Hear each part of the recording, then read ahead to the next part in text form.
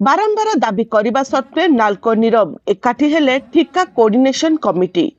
नाल्को प्रकल्प में कार्यरत ठिका श्रमिक दीर्घ वर्ष है नाल्को कर्तृपक्ष निकटने 5 दफा दाबी कर आसुछंती।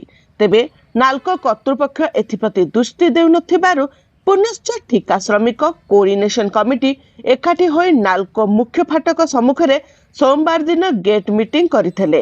एही गेट मीटिंग रे 6 गोटे ठिका श्रमिक संगठनर हजार हजार श्रमिक उपस्थित थिले। आगामी 7 दिन भितरे दाबी पूरण न हेले सबु श्रमिक कला बैच परिधान करी 14 तारिख रे धारणा को ओल्हेबे बोले कमिटी पक्षरु सूचना मिलिछि। आसु अप्रीतिकर परिस्थिति को दृष्टि रखी उपखंड आरक्षी अधीक्षक मनोज कुमार बेहेरा एठारे उपस्थित थिबा बेले दामनजोड़ी पुलिस और सीआईएसएफ जवान माने अंचल उपरे तीक्ष्ण दृष्टि रखिथिले।